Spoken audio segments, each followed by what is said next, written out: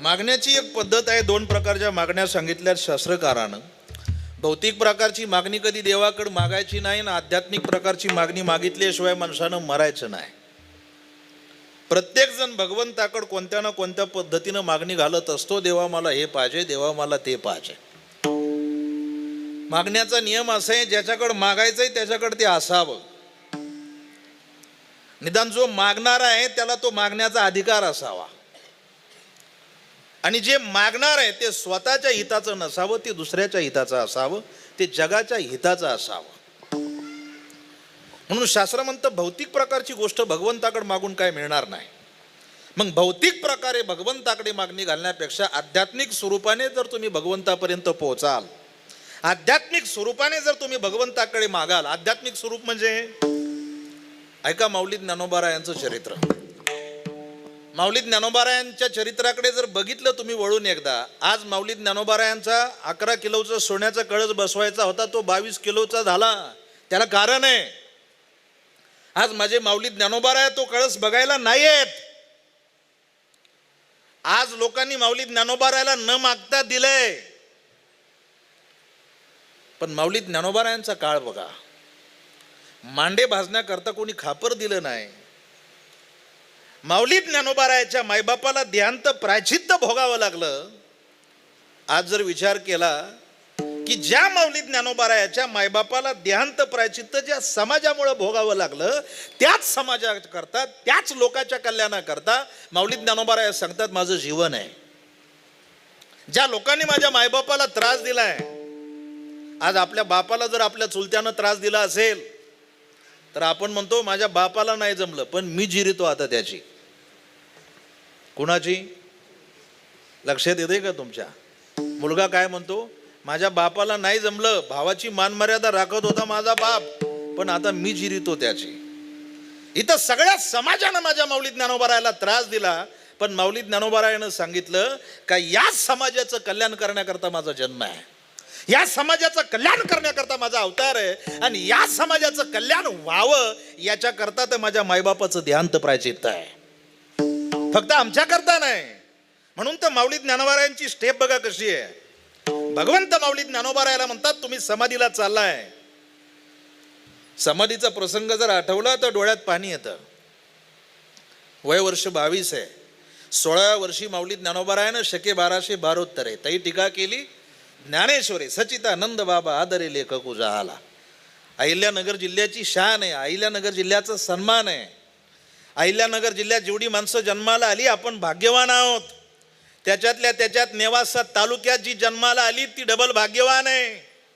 कारण वारकरी संप्रदायाचा पाया हा नेवासा तालुक्यात रचलेला आहे. वारकरी संप्रदायाचा पाया हा अहिल्यानगर जिल्ह्यात रचलेला आहे. कळस पुणे जिल्ह्यात असू द्या, पण पाया खूप महत्वाचा आहे.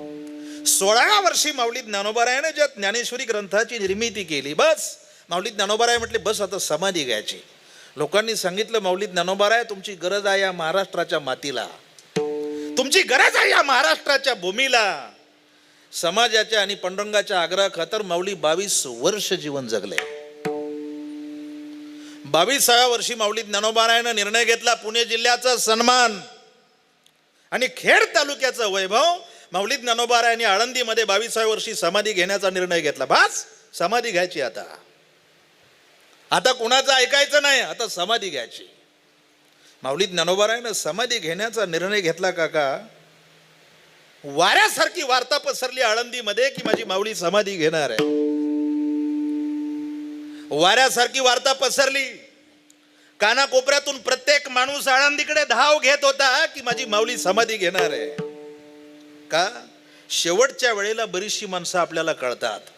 वेळ निघून गेली का मग माणूस कळतो आपल्याला. जोपर्यंत एखादा माणूस आपल्या जवळ आहे, आपला मित्र आपल्या जवळ आहे, आपला भाऊ आपल्या जवळ आहे, आपली आई आपल्या जवळ आहे, आपला बाप आपल्या जवळ आहे, तोपर्यंत आपल्याला त्याची किंमत नाही कळत काका. पण तो माणूस एकदा आपल्यापासून लांब चालला का मग त्याची किंमत कळते, त्याची उणीव भासते. तीच पद्धत आहे. माऊली ज्ञानोबाराय ज्यावेळेस म्हणतात समाधी घ्यायची, वाऱ्यासारखी वार्ता पसरली. आळंदीमध्ये लाखोनं लोक उपस्थित आहेत, लोक हजर आहे, याच्यात नवल नाही. विटेवरच्या पांडुरंगाला बातमी कळाली की माऊली समाधी घेणार आहे. विटेवरच्या पांडुरंगानं वीट सोडली आणि रुक्मिणी मातेसहित विटेवरचा पांडुरंग आळंदीत हजर झालाय. का? माझी माऊली समाधी घेणार आहे काका, जरा काळजीपूर्वक आहे का. डोळ्यासमोर प्रसंग आठवा. माऊली समाधी जाणार आहे, लाखो लोक जमलेले आहेत आणि त्या लाखो लोकांमध्ये जगाचा मालक विटेवरचा पांडुरंग रुक्मिणी आईसोबत हजर आहे. माऊली ज्ञानोबारायाने हात जोडले, समाजाला सांगितलं येतो आता. डोळे गच्च भरलेले आहेत, लोक रडतायत. जणू काही घरातला एखादा चांगला माणूस गेलाय. हा सर्व समाज त्याचा परिवार आहे आणि घरातला करता माणूस चाललाय. ज्यावेळेस घरातला करता माणूस जातो आणि त्या घरातल्या परिवाराची अवस्था जशी होते ती अवस्था आळंदीमध्ये आज लाखो लोकांची आहे का आमच्या कैवारी माऊली ज्ञानोबाराया समाधी घेणार आहेत. सर्वांचे डोळे डबलेले आहेत. खळखळ वाहणारी इंद्रायणी शांत झालेली आहे. जणू काय इंद्रायणीला सुद्धा कळालंय की माझी माऊली समाधी घेणार आहे. वाऱ्याचा आवाज, पक्ष्यांचा किलकिलाट तो सुद्धा शांत झालाय. जणू काही पक्ष्यांना सुद्धा कळतंय का आता माझी माऊली समाधी घेणार आहे. वाऱ्याला सुद्धा जणू कळालंय की माझी माऊली समाधी घेणार आहे. आनंद शांतता पसरलेली आहे. तेवढी शांतता फक्त आता एकाच दिवशी होते आणि तो दिवस म्हणजे माऊली ज्ञानोबारायांचा समाधी सोहळा. तेवढी शांतता त्याच दिवशी होते काका. सांगू तुम्हाला, माऊली ज्ञानोबारायानं कवळे हात जोडावे. 22 वर्षाचे कवळे हात जगाच्या मालका पुढे जोडावेन. म्हणावं पांडुरंगाला, पांडुरंगा येतो मी आता. 22 वर्षाच्या माऊलीचे कवळे हात जगाच्या मालकानं बघितले काका. विटेवरचा पांडुरंग ढसा ढसा रडायला लागला. जगाचा बाप रडतोय, देव रडतोय आज. धन्य धन्य जयाचे कुशी ज्ञानदेव जन्मले. धन्य धन्य जयाचे कुशी ज्ञानदेव जन्मले. धन्य धन्य जयाचे कुशी ज्ञानदेव जन्मले. धन्य धन्य जयाचे कुशी ज्ञानदेव जन्मले. सांगता हारीची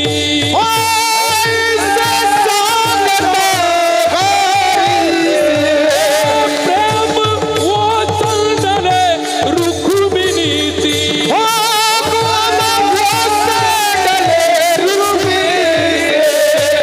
धन्य धन्य जयाचे कुशी ज्ञानदेव जन्मले. धन्य धन्य जयाचे कुशी ज्ञानदेव जन्मले. धन्य धन्य जयाचे कुशी ज्ञानदेव जन्मले.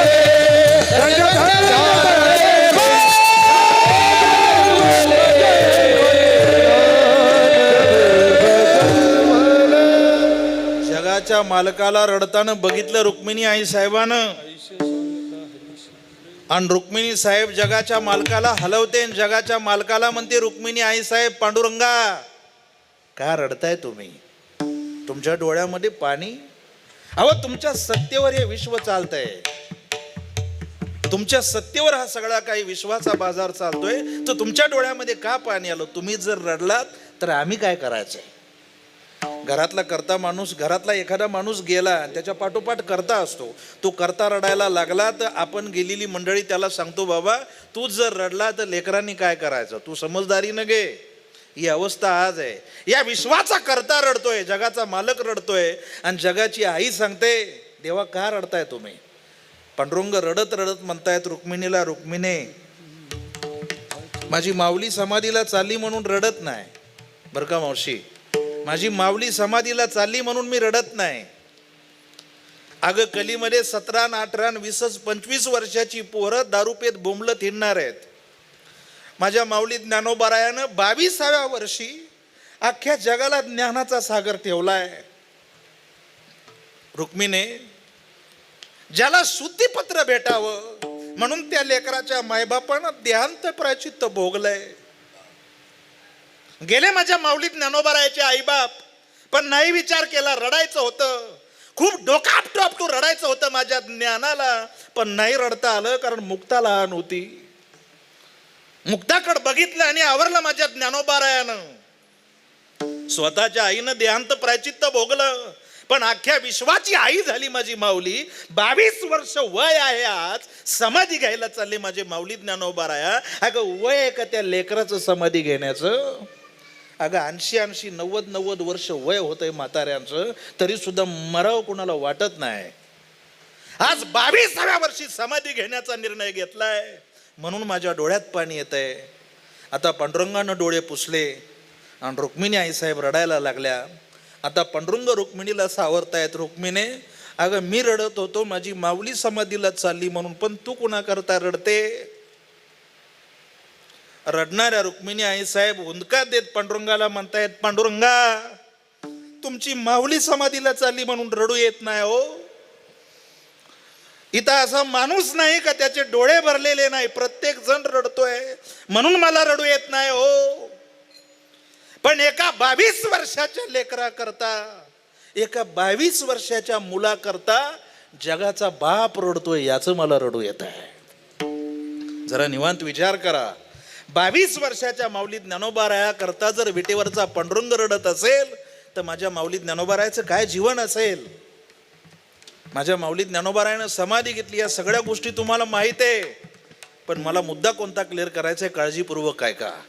22 वर्षाच्या माऊली ज्ञानोबारायांकरता जर जगाचा बाप रडू शकतो, तर निदान आपण गेल्यानंतर आपल्या घरच्यांनी तरी आपल्याकरता रडलं पाहिजे. रस्त्यानं चालताना असं चाललं पाहिजे की लोकांनी आपल्याला रामराम घातला पाहिजे. परमार्थ परमार्थ परमार्थ म्हणजे नेमकं काय?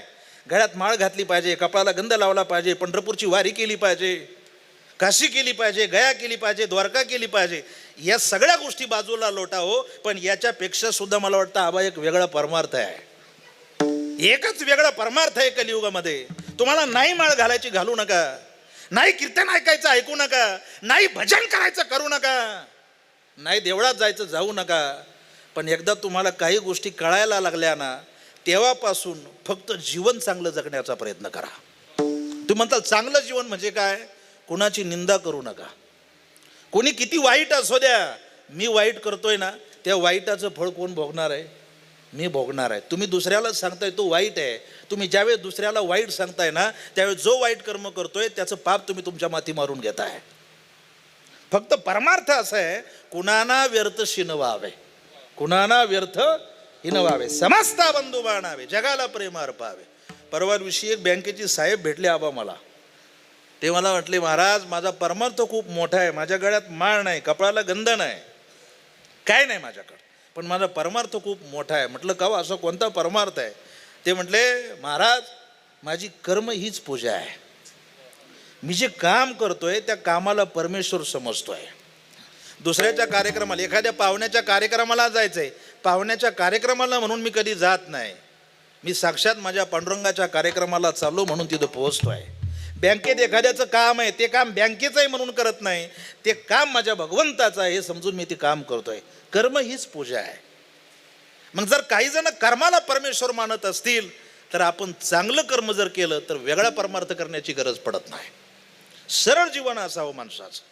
बरं काय करणार आहे? आज आपण याला त्याला नाव ठेवत बसलो, एक दिवस आपलं आयुष्य संपणार आहे. निंदा मत करना किसी की, सच्ची बात कबीर जी की, सच्ची बात कबीर जी की, सच्ची बात कबीर जी की.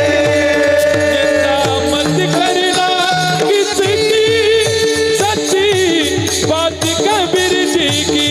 ओ कौरव पांडव दोनों भाई, एक सच्चा एक झूठा.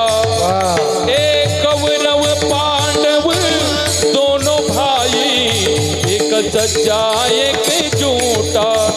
ओ सच्चा तो बैकुंठी जावे, झूठा नरक में बैठा.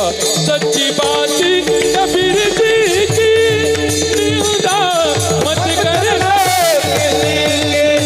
सच्ची बात कबीर जी की, निंदा मत करो.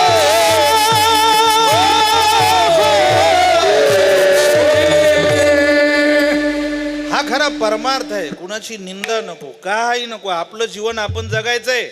एखादी गोष्ट आपल्याला करता येत नाही, मान्य आहे, पण दुसरा करतोय त्याची निंदा करू नये. आपलं जीवन सरळ पद्धतीनं जिगावं. पण आता अशी गोष्ट आहे, खाली बसलेला समाज कमी निंदा करतो, पण आपली वारकरी मंडळी ज्यादा निंदा करतात. ही कलियुगातली खूप मोठी शोकांतिका. हा कीर्तनकार म्हणतो त्या कीर्तनकाराला काय येत नाही, दुसरा कीर्तनकार म्हणतो त्याला काय येत नाही, मी म्हणतो त्यांना दोघांना काय येत नाही. लोकांनी त्या तिघांना सांगितलं पाहिजे तुम्ही माळा काढा प्या.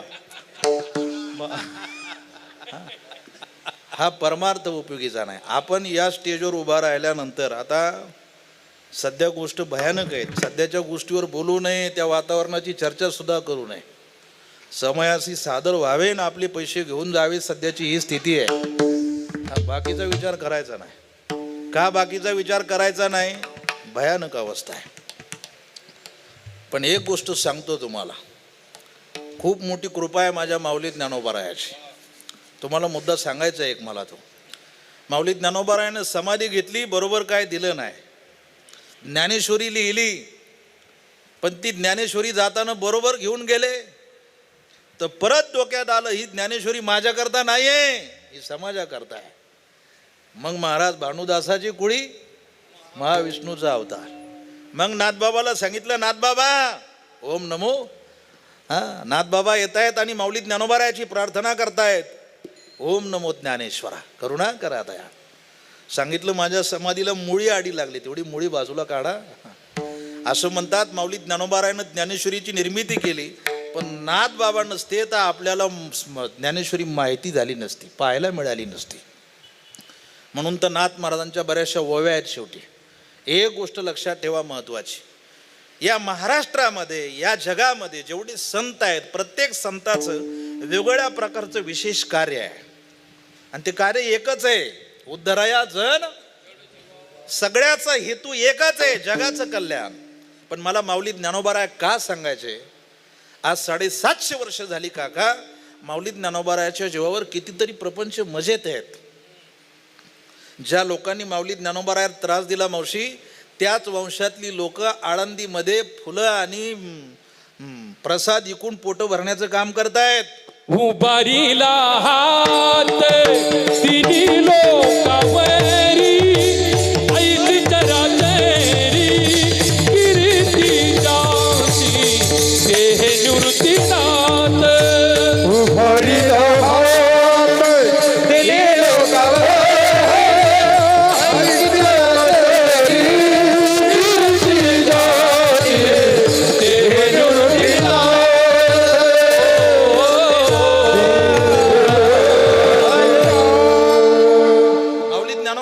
कार्यच इतकं महान आहे. महाराज ठरलं तर शेवटच्या श्वासापर्यंत तुम्ही माऊली ज्ञानोबारायांचं कार्य जर वाचत गेले तर तुमच्याच्यानी पूर्ण होणार नाही. एवढं मोठं कार्य. बरं वय वर्ष 22 आहे. आता आमचं वय, माझं रनिंग 36 आहे. का कुणाचं वय 70 असेल, कुणाचं 80 असेल, कुणाचं 90 असेल, कोण 100ला जाऊन टेकतंय. पण आतापर्यंत स्वतःच्या मनाला विचारा, माझं एखादं कार्य असं आहे का गावातली लोक त्या कार्यावर माझं नाव घेतील? नाही आहे. पण ही सगळी जी कृपा आहे ही सगळी माऊली ज्ञानोबारायाची आहे. आज 10, 15, 20 वर्षाचा कीर्तनकार या स्टेजवर येतो, धोतर घालतो, नेहरू घालतो, फेटा बांधतो आणि कीर्तन करतो. 20 वर्षाच्या पोराचं कीर्तन संपलं की 80-90 वर्षाचा म्हातारा त्या 20 वर्षाच्या पोराच्या पायावर डोकं टेकवतो. तुम्हाला काहींना नातू असतील 20-20, 25-25 वर्षाचे, बरोबर ना काका? तुम्हाला नातू असतील, तुम्ही नातवाच्या पाया पडता का कधी? बोला की पडता का? अहो पडता का? काय पोराच्या पडता? पोराच्या पडता? बरं पडत जा पोराच्या.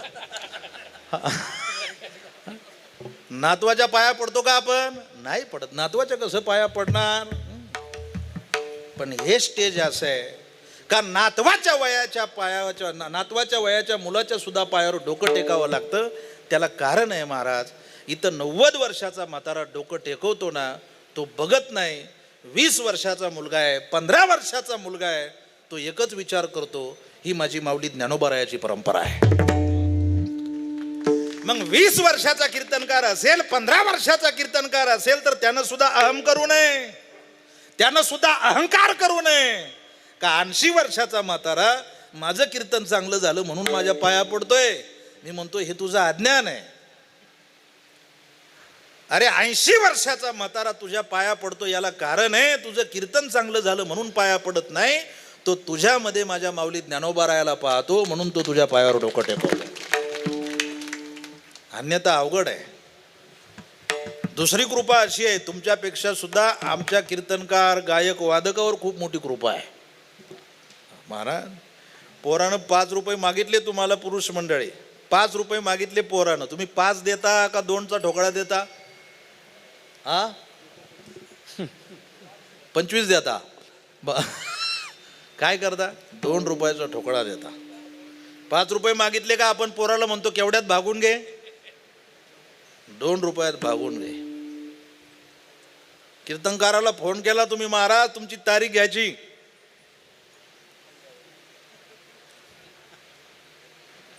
काहींना समजेल काहींना थोडं लेट समजेल. 25,000 रुपये लागतात बाबा म्हटले. बाबा करा थोडंफार कमी. नाही माझा प्रवास उलटा आहे, तुम्हाला करावं लागणार आहे. 61. ठीक आहे नको, आपल्या मापातच बरं आहे, पुढचं नको. आता तुम्ही म्हणताल यांना आत्ताच सांगितलं दुसऱ्याचं काय करायचं नाही, यानं परत ते चालू केलं. बा पोरानं 5 रुपये मागितले काका तर त्याला 2 रुपये आपण देतो. पण कीर्तनकारावर माऊली ज्ञानोबारायाची एवढी कृपा आहे का 2 तासात ओळखीचा ना पाळखीचा माणूस 25,000 रुपये कुठल्याही प्रकारचा विचार न करता देतो. ही फक्त माऊली ज्ञानोबारायाची कृपा आहे काका. हे तुझं ज्ञान असेल, तू म्हणलं माझा आवाज लय चांगला आहे, तू म्हणलं माझं वक्तृत्व लय चांगलं आहे, हे शून्य आहे. तुझं वक्तृत्व चांगलं आहे पण तुझ्या वक्तृत्वाच्या पाठीमागं ताकद माझ्या माऊली ज्ञानोबारायाची आहे. तुझा आवाज चांगला आहे पण त्या आवाजाच्या पाठीमागं ताकद माझ्या माऊली ज्ञानोबारायाची आहे. मी बोलत नाही, माऊली ज्ञानोबाराया त्याला उभी सांगतात बघा. सुवर्णाचे मणी केले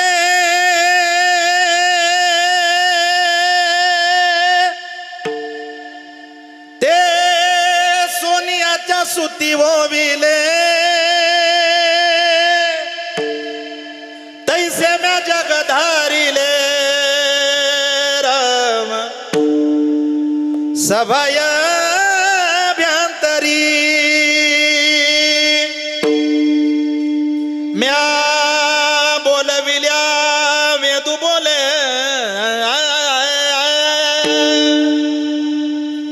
म्या चालविल्या सूर्य चाले,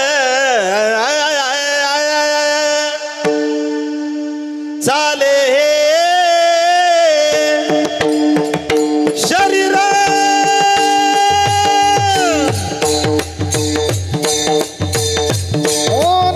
कोणाची या सत्ते, चाले हे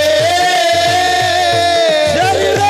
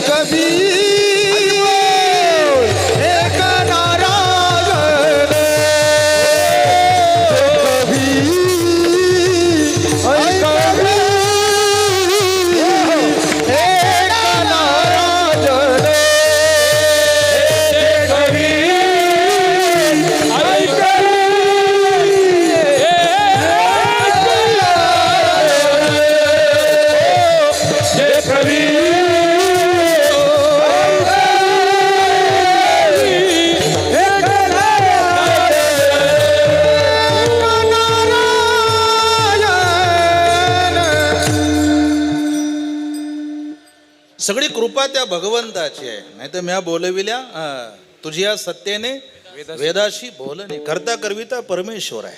आपण किती अहम केला, सगळ्या गोष्टी माझ्या आहेत, पण याच्या पाठीमागं ताकद परमेश्वराची हे विसरता का? वृक्षाची या पाने आले जाती सत्ता राहिली अहंता मग कोठे राहिली अहंता मग वृक्षाची पाने आले जाती सत्ता राहिली अहंता मग राहिली अहंता.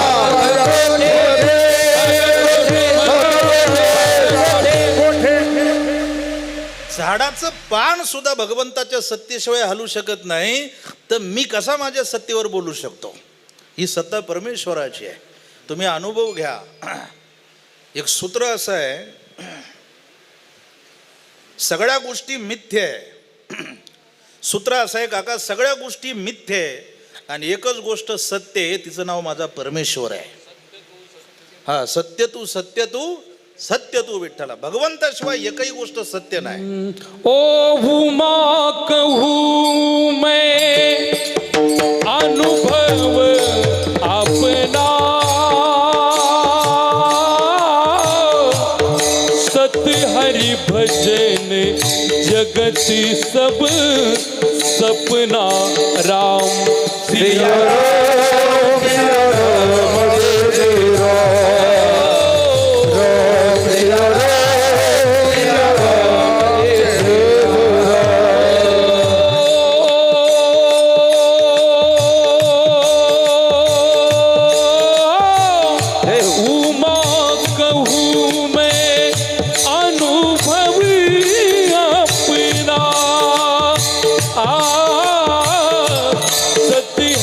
भजन जगत सब सपना राम सिया राम सिया राम सिया राम सिया राम.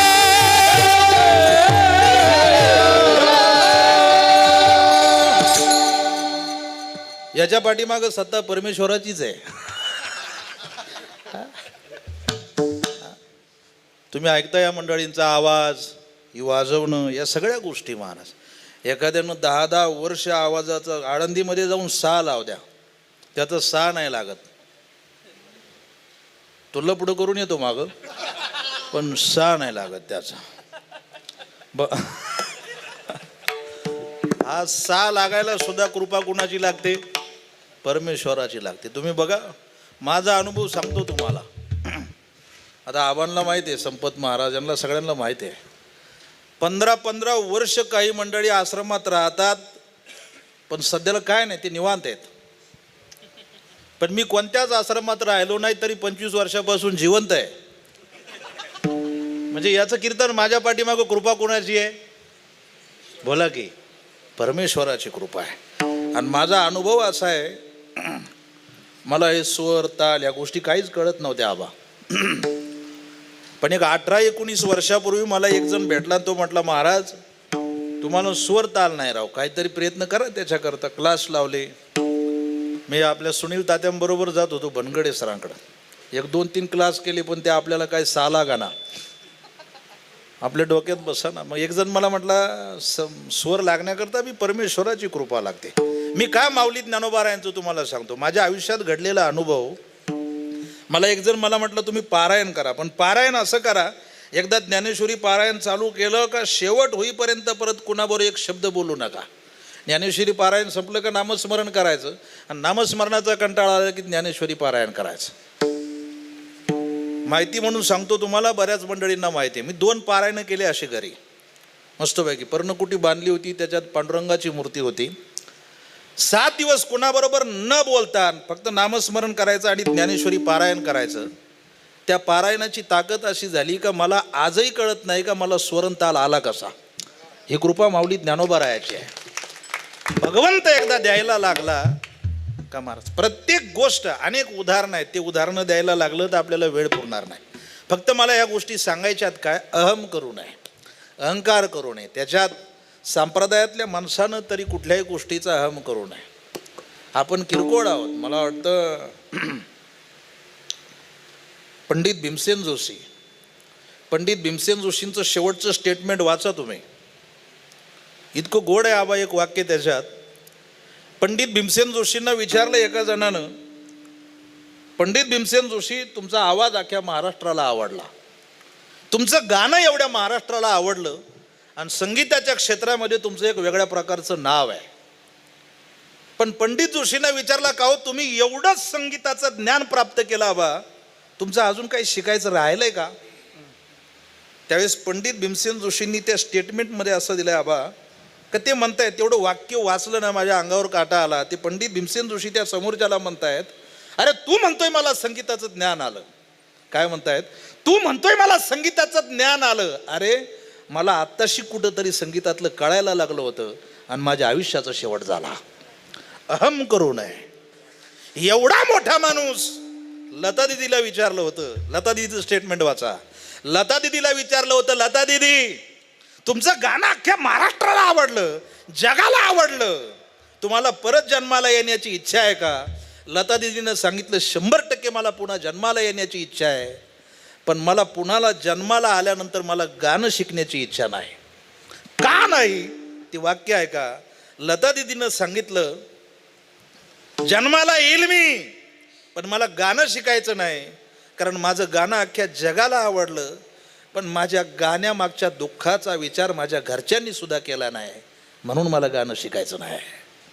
हा पण म्हणतो 2 कारणं आहेत त्याच्यात. एक, अहम करू नये, आणि दुसरी गोष्ट, समोरच्या माणसानं या मंडळीचा अपमान किंवा या मंडळीला नाव ठेवू नये. याच्या पाठीमागही त्रास आहे, प्रत्येक क्षेत्रात त्रास आहे, त्रासाशिवाय कोणतीही गोष्ट भेटत नाही.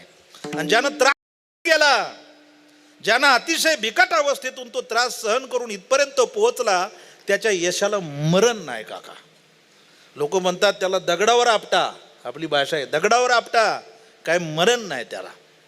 फक्त असं आहे तुमचा विश्वास, तुमची श्रद्धा, माऊली ज्ञानोबारायावर असलेली भावना ही जर तुमची डळमळीत झाली का 100% तुम्हाला धोका आहे. या सगळ्या गोष्टीचा विचार तुम्हाला का सांगतोय? माऊली ज्ञानोबारायानं एवढं काही ज्ञान करून ठेवलं या समाजाकरता. ज्या लोकांनी त्रास दिला त्यांच्याकरता फक्त ज्ञानेश्वरीच ठेवली का? नाही नाही. माऊली ज्ञानोबारायानं त्याच लोकांकरता, त्याच समाजाकरता, ज्या लोकांनी छळ केलाय, ज्या लोकांमुळे मायबापाला मरावं लागलंय, त्याच लोकांकरता माऊली ज्ञानोबाराया म्हणतात, आता विश्वात्मके देवे एने वाग्यज्ञे तोषावे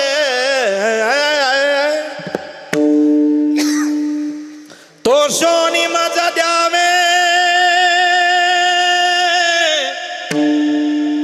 बसाय दान हे जे खाळांची व्यंकटी सांडो स्वतः करता नाही, कुणा करता? जे खाळांची व्यंकटी सांडो तया सत्कर्मी रती वाढो भूता परस्परे पडो मैत्र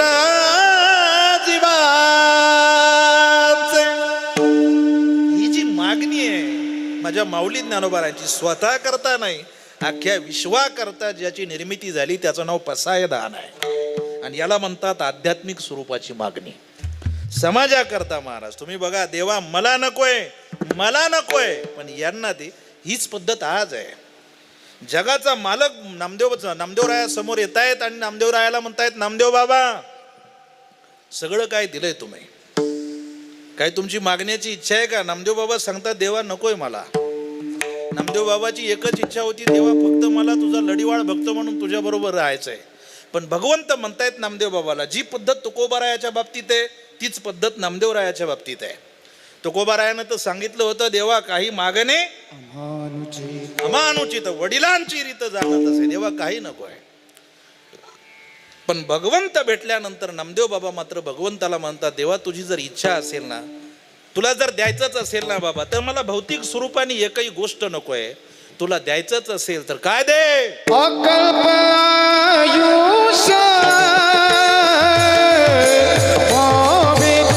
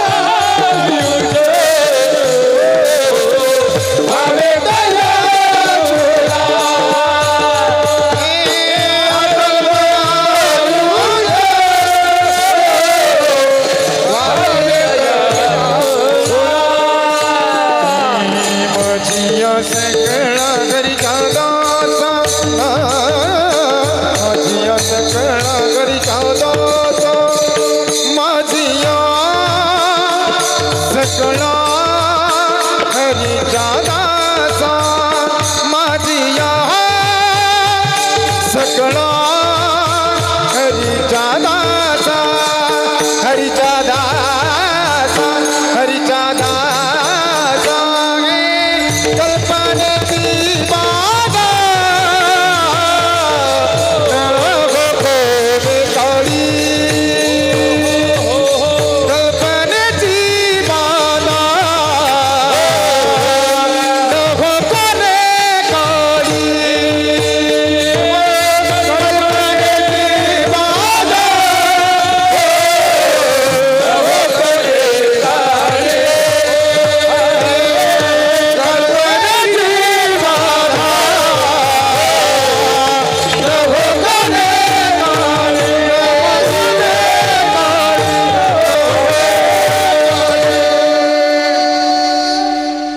नामदेव महाराज म्हणतात, देवा तुला द्यायचंय ना बाबा दे, पण काय दे, अकल्प आयुष्य व्हावे तया कुळा. देवा अकल्प आयुष्य दे. कुणाला? माझ्या हरीच्या दासाच्या कुळाला अकल्प आयुष्य दे. भरपूर आयुष्य मागितलंय. आता तसा विचार जर केला तर 4 युग आहेत. सत्ययुग आहे, त्रेतायुग आहे, द्वापार युग आहे आणि कलियुग आहे. सत्ययुगामध्ये माणूस 1,00,000 वर्ष आयुष्य जगत होता. पण युगाचा नियम असा होता, युग बदललं का शून्य कमी व्हायचा. सत्ययुग गेला आणि त्रेतायुग आलं, लाखावरचं शून्य गेला का. त्रेतायुगामध्ये किती आयुष्य झालं? 10,000 वर्ष झालं. पण त्रेतायुगामधला शून्य गेला आणि द्वापार गेलं, 10,000 वरचं शून्य गेला आणि द्वापार आलं, किती आयुष्य झालं? 1,000 वर्ष झालं. परत द्वापार मधला एक शून्य गेला आणि कली आलं, 1000 वरचं शून्य गेला, किती झालं? 100 वर्ष आयुष्य झालं. आता 4-5 वर्षात कली जाणार आहे आणि भामट्याचं येणार आहे. बरं, 100 वर्ष आयुष्य जरी कलीमध्ये दिलं असलं तरी ते पुरतंय का आपल्याला? मावशी, पुरतंय का? आजीबाई, मरावं वाटतंय का? आजी, मरावं वाटतं का? नाही. कवर जगती आता नातू आले तरी ती म्हणते जगायचं जाजू ना, मरावं वाटत नाही कोणाला. आयुष्य थोडं वाटतं आपल्याला. पण बघा, असं आहे, 100 वर्ष आयुष्य जरी देवानं तुम्हाला आणि मला दिलेलं असलं तरी आपल्या आयुष्याचं मोजमाप जर केलं तर ती रेडिओवर गाणं लागायचं बघा.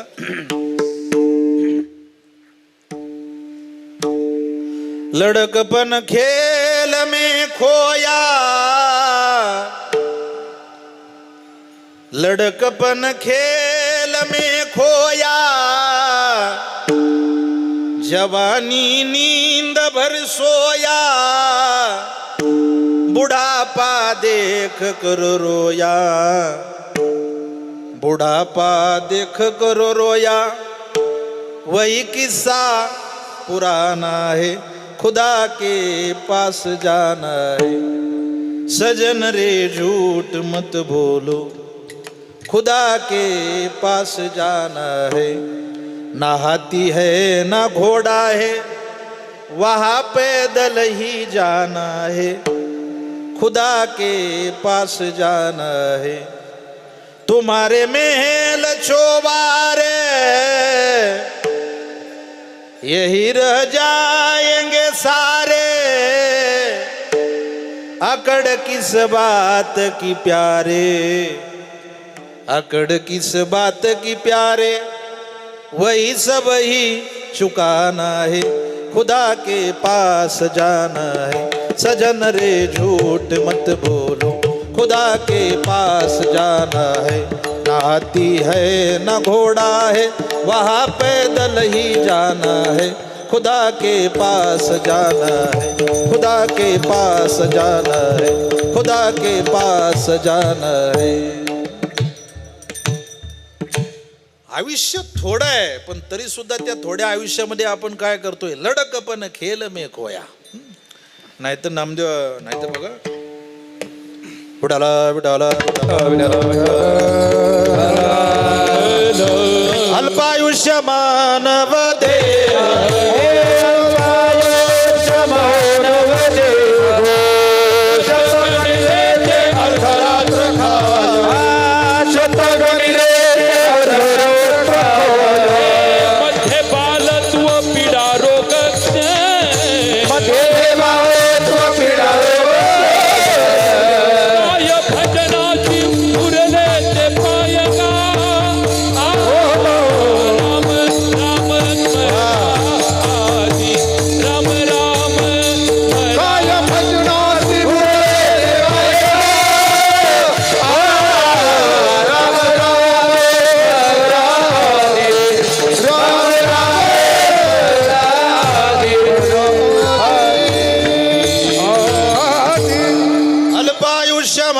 नवदेह शतगणिले ते अर्धरात्र खाय मध्य बालत्व पीडा रोग क्षय काय भजनासी उरले ते पाहे गा राम राम स्मरा याची शाश्वती नाही म्हणून आयुष्य थोडं आहे पण तरी सुद्धा थोड्या आयुष्यामध्ये काय भजनाशी उरले ते पाहेगा. नामदेव महाराज सांगतात माझ्या हरीच्या दासाला आयुष्य कमी पडते भजन करण्याकरता, इतरत्र दुसरं कशा करता नाही, तर तुझं भजन करण्याकरता ते आम्हाला आयुष्य पाहिजे. नाही तर बघा त्याला पुरावा आहे, भगवंताचा प्रश्न आहे. नामदेव बाबा अकल्प आयुष्य दिलं तुमच्या हरीच्या दासाला, तर अकल्प आयुष्य तुम्ही मागताय कशा करता.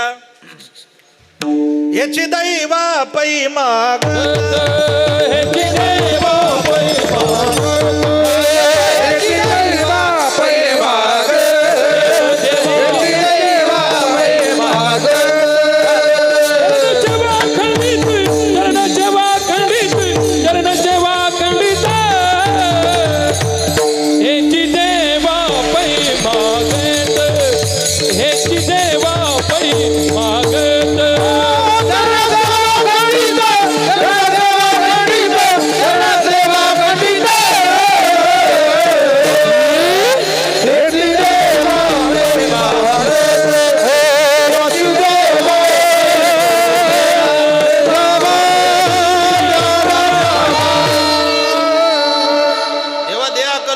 पण कशा करता. याची दैवा पै मागत कशा करता. चरण सेवा अखंडित काय करणार. वास द्यावा पंढरीचा पुढं सदा संग हरिदासाचा, हरिदासाचा संग मला भेटावा, नवे नवे तुझ्या चरणाची सेवा मला भेटावी. याच्याकरता अकल्प आयुष्य व्हावे तया कुळा माझी या सकाळा हरीच्या दासा. मग ते म्हणताना आजच्या अभिष्ट चिंतनाचा आणि अभंगाचा काय समन्वय आहे.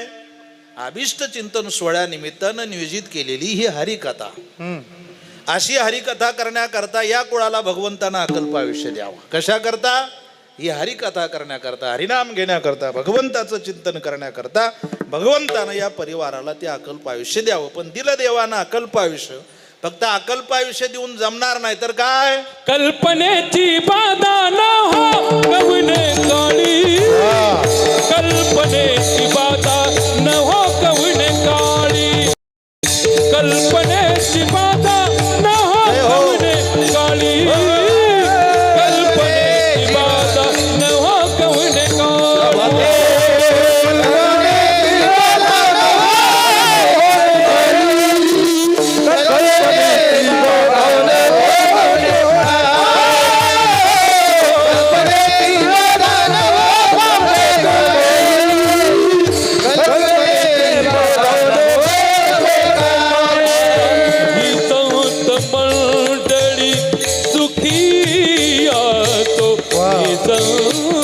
मंडळी सुखी आतो, कल्पनेची बाधा न हो कवने काळी, कल्पनेची बाधा न हो कवने काळी, कल्पनेची बाधा न हो कवने काळी, कल्पनेची बाधा न हो कवने काळी.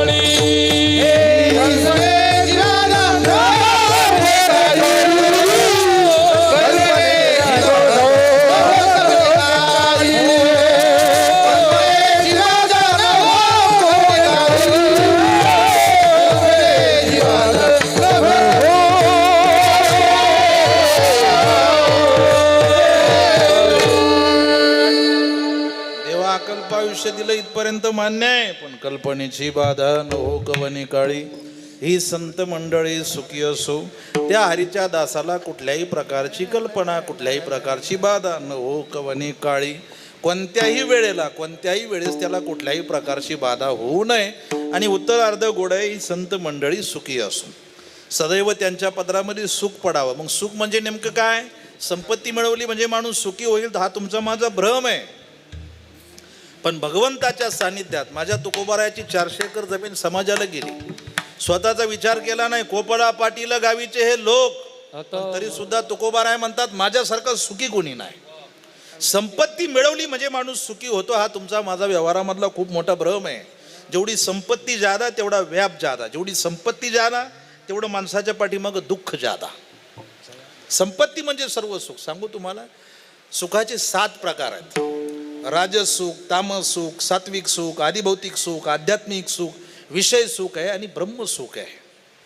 नामदेव महाराजांचं मत आहे, ही संत मंडळी सुखी असो, पण कोणतं सुख, यांना सदैव ब्रह्मसुख मिळावं.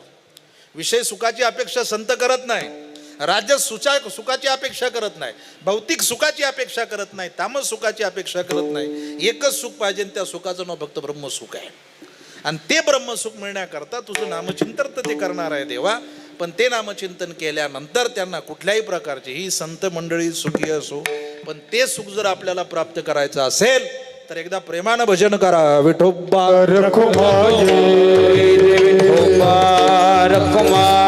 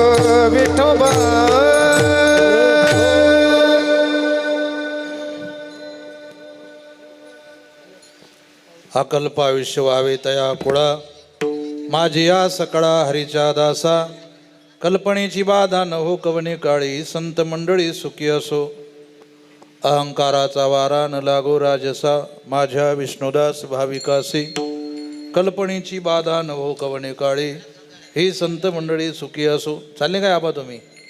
आबा चालले का?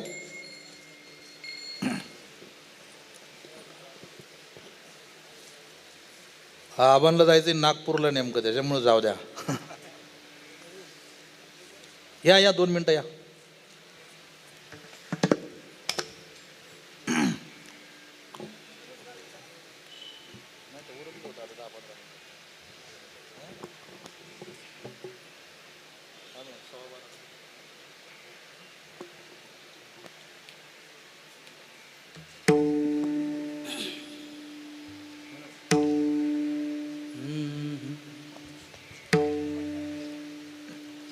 विठाला विठाला विठाला विठाला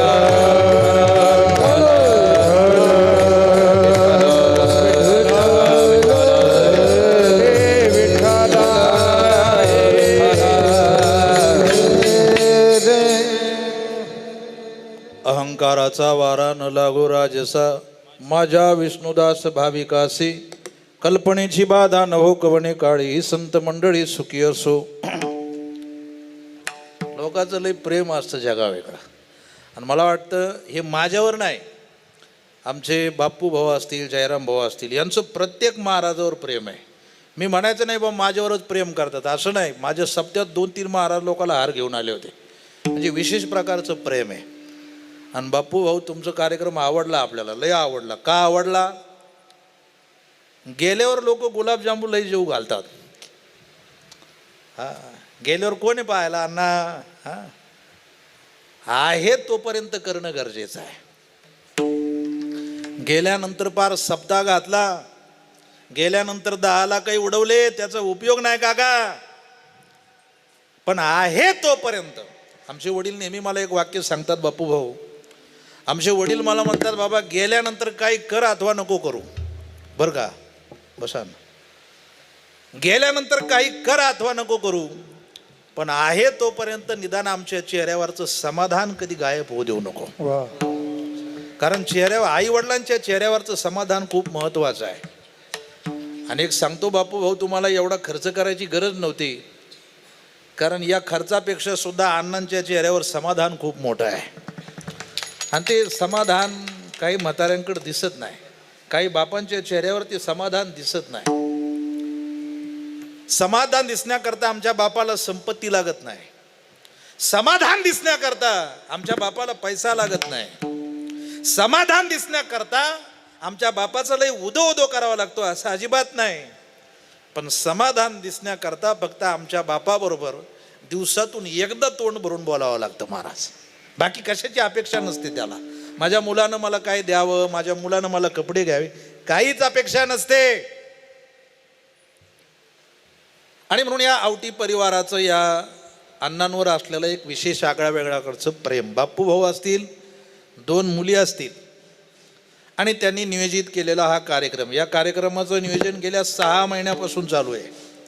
6 महिन्यापासून. मला तारीख दिवस झाले, 5-6 महिने झाले असतील ना, आमचे मेजर 5-6 महिने झाले असतील ना.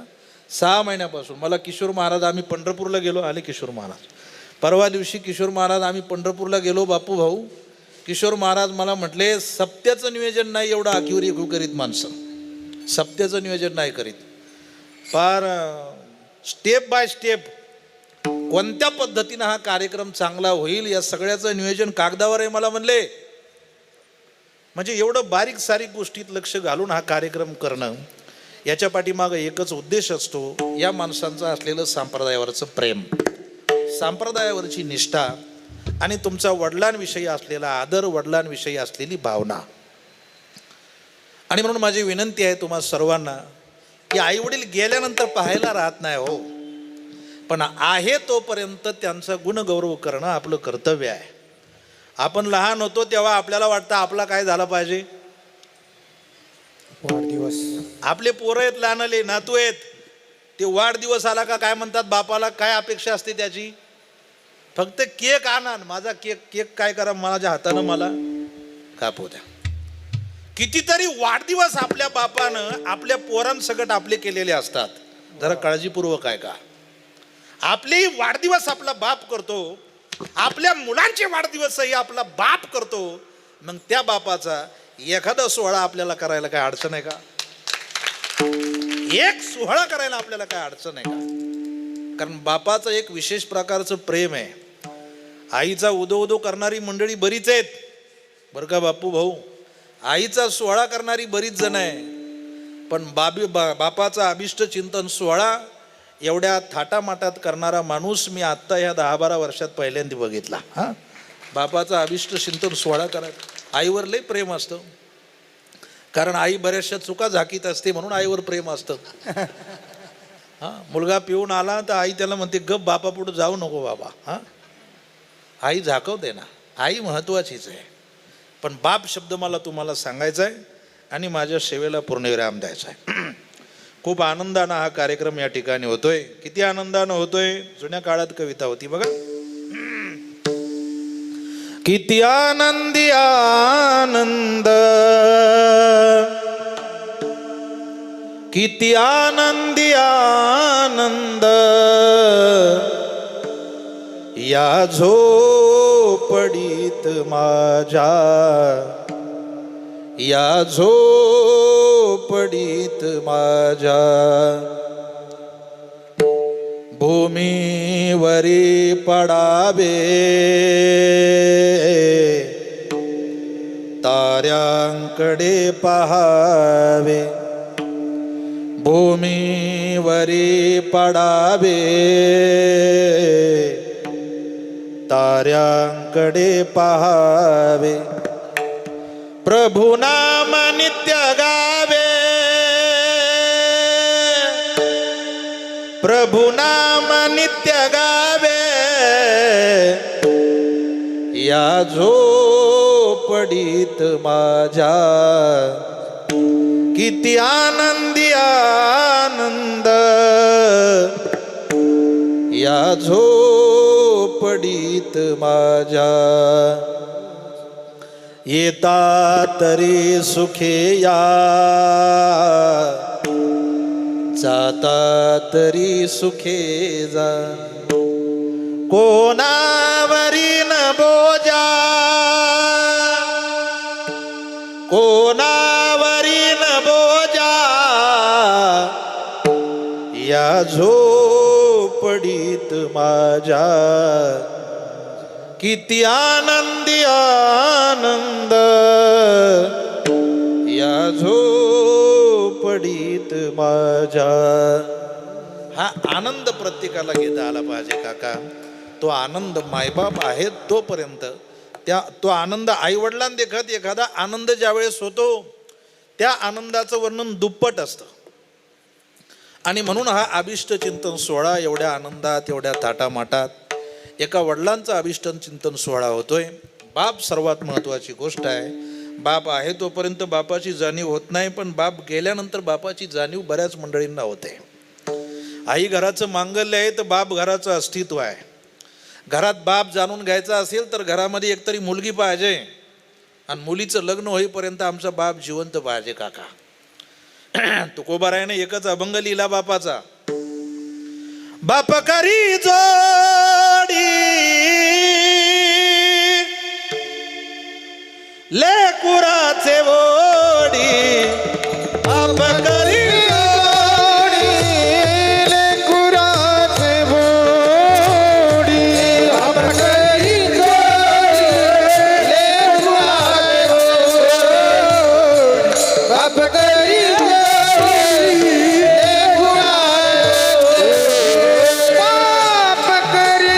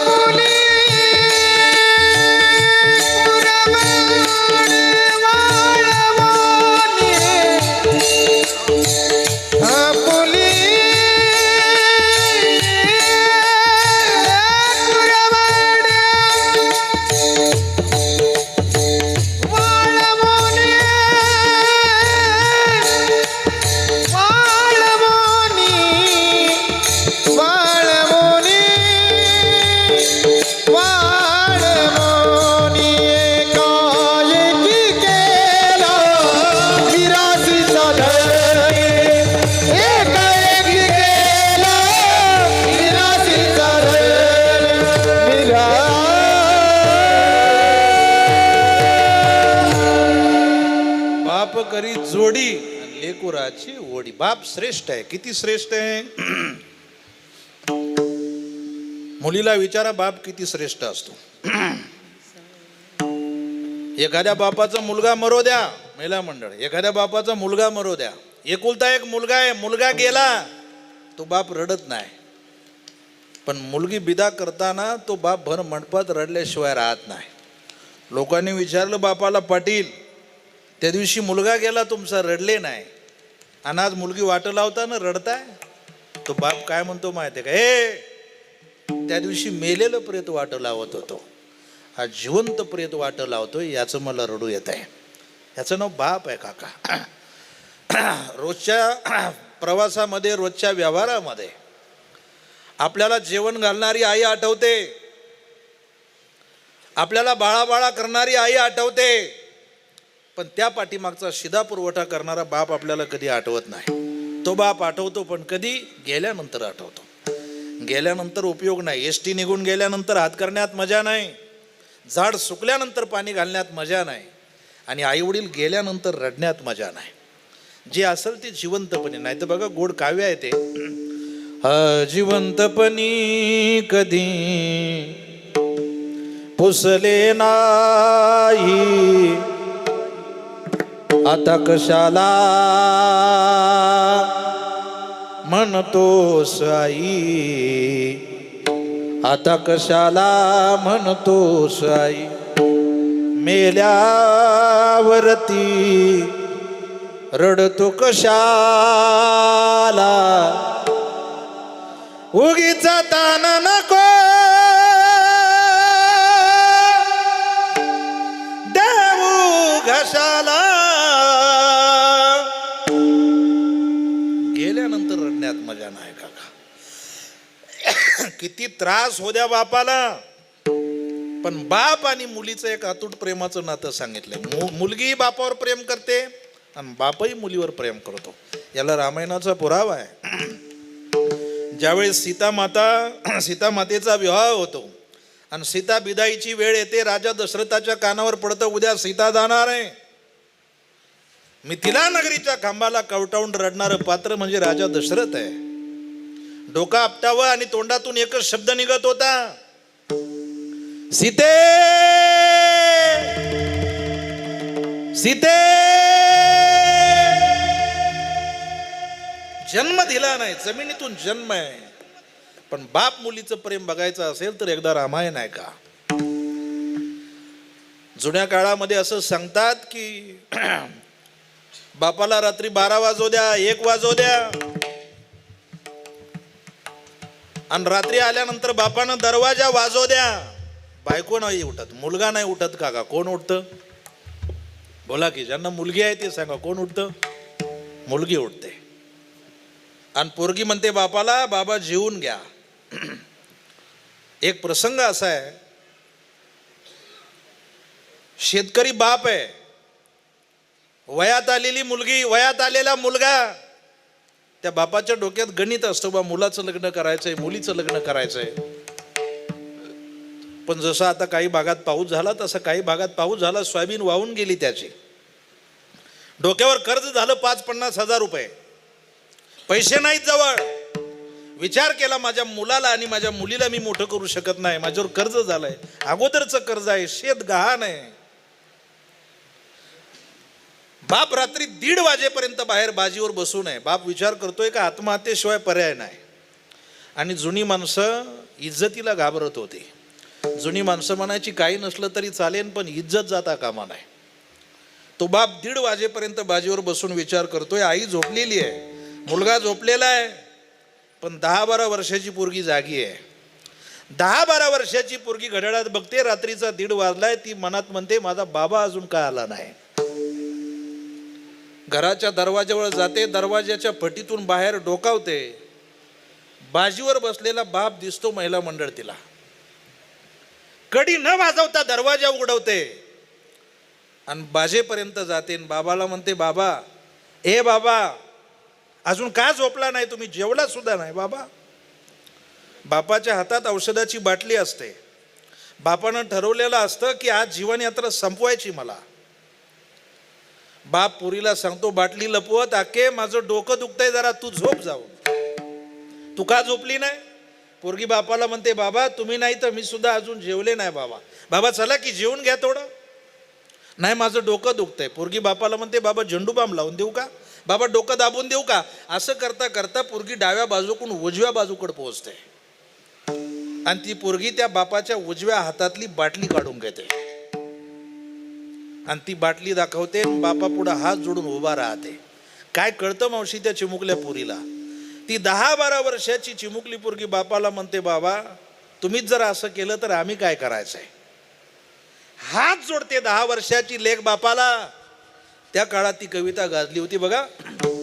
ती मुलगी बापाला म्हणते, बाबा घोर मनाला लावू नका, पाट जगाला दावू नका.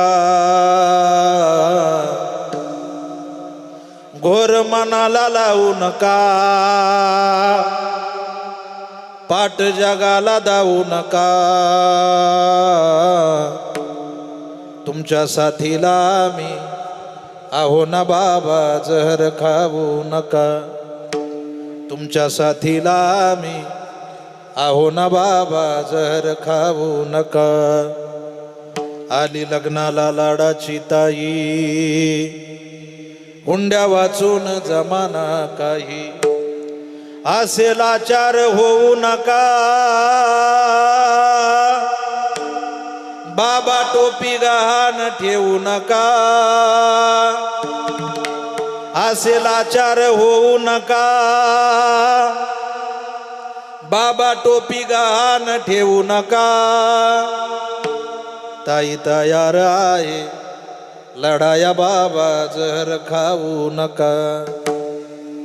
दिवाळी 1 महिना राहिली का मुलगा बापाला म्हणतो, बाबा कधी आणायचंय फराळाचं, कधी आणायचंय किराणा, कधी घ्यायचेत कपडे.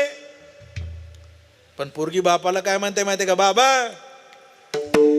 कर्ज घेऊन दिवाळी आली, वर यंदाही नापीक झाली. नवे कपडे घेऊ नका, काही खायाला देऊ नका. काय अंतकरण असतं त्या पोरीचं, काय भाषा असते बघा. 10 वर्षाची पोरगी बापाला म्हणते, बाबा बाबा नवे कपडे घेऊ नका, बाबा काही खायाला देऊ नका. पाणी पिऊन दिवाळी करून बाबा जहर खाऊ नका. घोर मनाला लावू नका, पाट जगाला दावू नका. तुमच्या साथीला मी आहो ना बाबा, जहर खाऊ नका. हो तुमच्या साथीला मी आहो ना बाबा, जहर खाऊ नका. मी आहो ना बाबा, जहर खाऊ नका. तुमच्या साथीला मी आहो ना बाबा, जहर खाऊ नका. घोर मनाला लावू नका, पाट जगाला दावू नका. घोर मनाला लावू नका, पाट जगाला दावू नका. तुमच्या साथीला मी आहो ना बाबा, जहर खाऊ नका. तुमच्या साथीला मी आहो ना बाबा, जहर खाऊ नका. तुमच्या साथीला मी आहो ना बाबा, जहर खाऊ नका. तुमच्या साथीला मी आहो ना बाबा, जहर खाऊ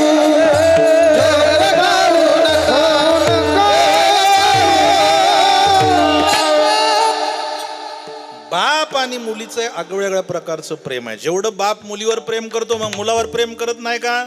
तेवढंच प्रेम करतो. पण माझी विनंती आहे, मुलांना आपल्यावर प्रेम करावं आणि शेवटच्या श्वासापर्यंत मुलांना आपल्यावर जपावं. या पद्धतीचे संस्कार करायचे का नाही हे बापाच्या हातात आहे. संपत्ती कमवू नका मुलाकरता काका. या अभिष्ट चिंतन सोहळ्यानिमित्तानं एकच महत्त्वाचा संदेश आहे. पैसा कमवला मुलाकरता, त्याचा उपयोग होणार नाही. शेवटच्या वेळेला पोरं महाराज पैसा खूप कमवला तर डॉक्टर बोलावण्याऐवजी वकील बोलावून घेतील आणि संपत्तीच्या वाटण्या करून घेतील. संपत्ती कमवू नका.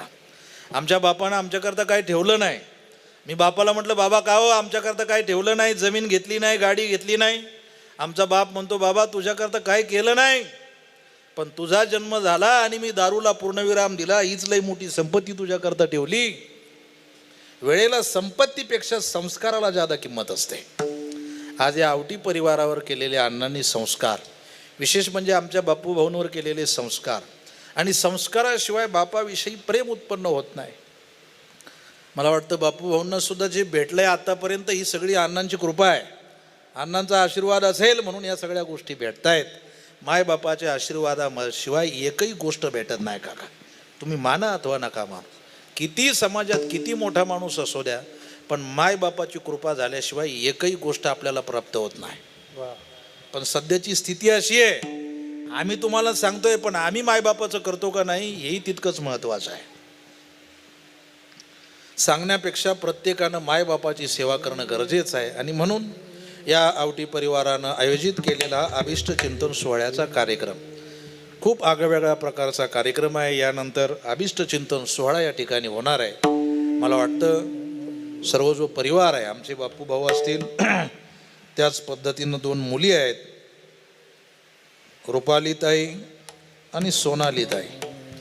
आई आहे, आता आई रुसायची नाही ना, बापाचं केलं मा नाही क्या ना, का पुढच्या वर्षी आईचं आहे. आई आहेत का इथं? आहे. कुठे आहेत आई? कुठे आहेत आई? तुम्ही आहेत का? काय भानगडे, तुमचा नाही नंबर याच्यात? पुढच्या वर्षी आहे का? भाग्यवान आहात तुम्ही मायबाप दोनही मायबाप भाग्यवान आहात. आणि मला वाटतं तसं पोरग एकच पाहिजे, बरोबर ना? तुमचं काय मत आहे अण्णा? नाही, आमचं आवरलेलंच आहे. माझ्याजवळ 2 आहे, पण माझ्याजवळ एक बी नाही, त्यालाही विशेष आहे. पोरग एकच पाहिजे म्हणजे जरा फडफड होत नाही. होय जयराम भाऊ, तुम्हाला काय वाटतं? त्यांना 2 आहे म्हणून तर विचारलं ना. एक असलं म्हणजे त्याला जीव लावाच लागतं, त्याला पर्याय नसतो काय. पण भाग्यवान आहे तुम्ही दोनही, आई आणि वडील, तुम्ही भाग्यवान आहे. म्हणून तुम्हाला या ठिकाणी भगवंतानं अकल्प आयुष्य द्यावं, तुमची 100वी व्हावी हीच परमेश्वर चरणी या ठिकाणी प्रार्थना करतो. आणि तुम्हाला 100 वर्षाचं आयुष्य भेटल्यानंतर तुमची 100वी शतक ज्यावेळेस 100वी साजरी करायची असेल त्यावेळेस कीर्तन माझंच असावं, म्हणजे मी जिवंत राहिलो पाहिजे ना तोवर. माझं बी आयुष्य वाढून घेतो तुमच्यात. म्हणून सर्व आवटी परिवाराला या ठिकाणी कोटी कोटी धन्यवाद देतो. हा कार्यक्रमाचं केलेलं नियोजन बाप्पू भाऊ असतील, त्यांना साथ द्यायला आमचे जयराम भाऊ असतील, विशेष प्रेम आहे, आमचे मेजर असतील, सर्वच जण महाराज या ठिकाणी या नियोजनात सहभागी आहेत.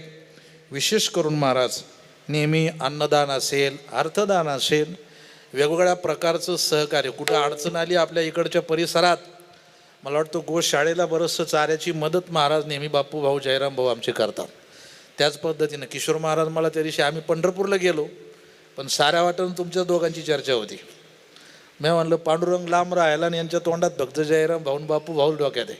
ते मला एवढंच म्हणायचे, ते म्हणले एकादश झाली, एकादशीला अडचण आली का ते येतात, मी त्यांना काय म्हणत नाही, भाऊन म्हणतात महाराज हे करा ते करा. म्हणजे तुमचं जे सहकार्य करण्याची जी भावना आहे ती एक आगळ्या प्रकारची आहे. म्हणून मला वाटतं सर्व आवटी परिवारावर खूप मोठी ही माऊली ज्ञानोबारायाची कृपा आहे. म्हणून तुम्हाला या ठिकाणी धन्यवाद देतो. विशेष करून या कार्यक्रमाकरता उपस्थित असणारी साथसंगत करण्याकरता महाराष्ट्रातील ख्यातनाम गायनाचार्य आदरणीय हरिभक्तपरायण आबा रविदास महाराज जगदाळे, नागपूरला जायचं होतं, आबांनी काल फोन केला होता, ते म्हटले मी 12ला जाणार आहे, पण आबा या ठिकाणी आलेत. ही मंडळी गोळा करणं एवढं सोपं नाही. या मंडळींना बोलायचं म्हणजे यांना 5-5, 10-10 हजार रुपये एका कीर्तनाचे द्यावे लागतात. पण ही मंडळी बोलवायची, आमच्या वडिलांचा अभिष्ट चिंतन सोहळा करायचा, ही संकल्पना या परिवाराची खूप चांगली आहे. म्हणून आबा या ठिकाणी येऊन गेलेत आबांना साथ देण्याकरता. दुसरं आमच्या महाराष्ट्राचं वैभव, एक आगळ्यावेगळ्या प्रकारचा पॅटर्न, एक अभंग अनेक चाली, एक प्रमाण अनेक चाली, प्रमाण एकच पण त्याला चाली अनेक, चाल ज्याला ऐकायचे. खूप गोड आमचे संपत महाराज, संपत महाराजांचा स्वभावही तितकाच गोड आहे आणि बोलवलं का हजर होतात. कारण संपत महाराजांना आम्ही जवळजवळ 1-2 वर्ष एकत्र होतो, आमच्याबरोबरही खूप त्या काळात खूप साथ दिली. आता त्यांचं पाकिट वाढलं, संपत महाराज आहेत, त्याच पद्धतीनं आपल्या भागाचं वैभव सचिन महाराज मोरे आहेत, त्याच पद्धतीनं आदरणीय हरिभक्तपरायण किशोर महाराज चव्हाण आहेत, त्याच पद्धतीनं आदरणीय हरिभक्तपरायण दीपक महाराज कुठे गेले आहेत का? नाही म्हणलं गेले काय नागपूरला तुम्ही आबा बरोबर? त्यांना खुर्ची लागते बाय, बांधकर नानाला सांगून त्यांना खुर्ची द्यायची. दीपक महाराज या ठिकाणी उपस्थित आहेत. आपल्याच भागाचं वैभव आदरणीय तुमच्या ज्यांचा आवटी परिवाराचं माऊली महाराजांवर खूप प्रेम आहे अशी माऊली महाराज मोरे या ठिकाणी उपस्थित आहेत. खूप आगळ्या वेगळ्या प्रकारचं प्रेम या आवटी परिवाराचं माऊली महाराजांवर आहे, त्यांना या ठिकाणी धन्यवाद.